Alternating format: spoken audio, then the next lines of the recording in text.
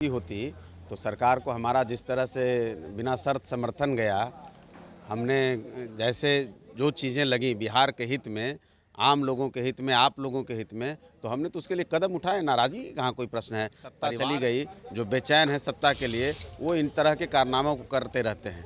वो गोयवल्स के लोग तो वहाँ हैं ना बैठे हुए, दूसरों को कहते हैं लेकिन खुद वहाँ वही काम करते हैं। फाउंडेशन देख रहे हैं, मैं हूं आपके साथ वंदना। एनडीए की सरकार में पूर्व मुख्यमंत्री जीतन राम मांझी नाराज चल रहे थे।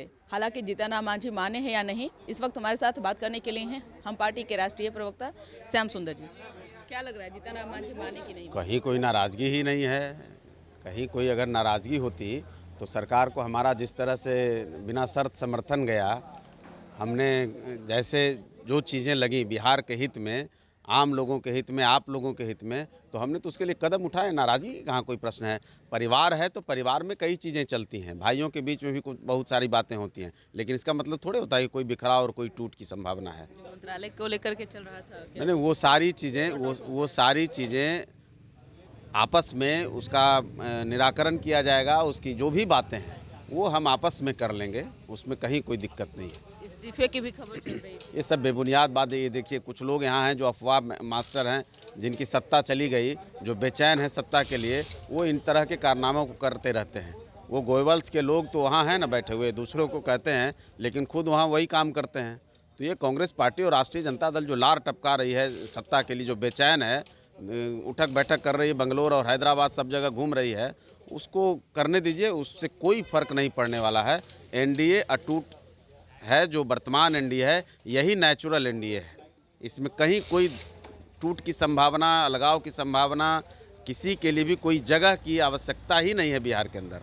श्याम सुंदर जी, जिस तरह से जीतन राम मांझी ने भी कुछ दिन पहले कहा था कि हमें लालू प्रसाद की तरफ से ऑफर आया था मुख्यमंत्री बनाने का, और जो मंत्रालय, देखिए, जीतन राम मांझी जी एक ऐसे शख्स हैं जो राजनीति में होते हुए भी वास्तव में कबीर हैं, जो संत हैं, जो अंदर कुछ बाहर कुछ नहीं रखते हैं, जिनके पास ये नहीं है कि कुछ बातें अपने लोगों के माध्यम से, कुछ बातें किसी और के माध्यम से, कुछ बातें आप लोगों के माध्यम से, ये उनका रवैया नहीं है। जो बातें होती हैं वो स्पष्टता के साथ कहते हैं। अगर कोई उनको फ़ोन करेगा तो उन्होंने बता दिया, तो ये कौन सी बात है? ये कोई मसला ही नहीं है।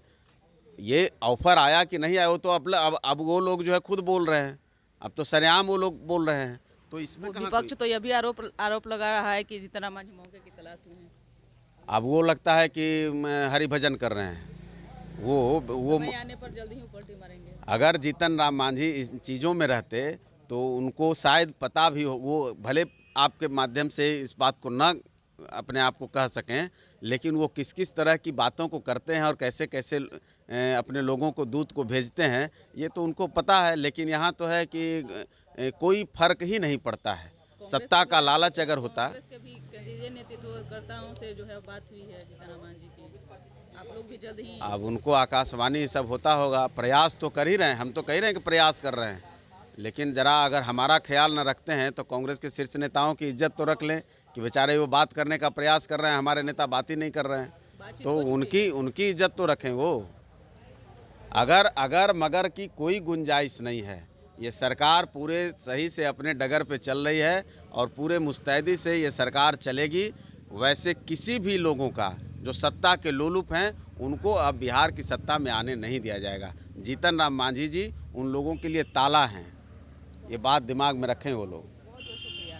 तो आपने सुना कि क्या कुछ कहना था श्याम सुंदर का, जो हम पार्टी के राष्ट्रीय प्रवक्ता हैं। बता दें कि जीतन राम मांझी लंबे समय से नाराज चल रहे थे। एनडीए में जो वो उन्होंने मांग रखी थी, वह मांग पर एनडीए खरा नहीं उतरा। हालांकि अभी भी यही बिहार की राजनीति में चर्चा है कि जीतन राम मांझी किसी भी वक्त एनडीए की सरकार से अलग हो सकते हैं, लेकिन इस बात में कितनी सच्चाई है ये तो वक्त ही तय करेगा। इस पर बस इतना ही। बने रहिए न्यूज़ फाउंडेशन के साथ। धन्यवाद।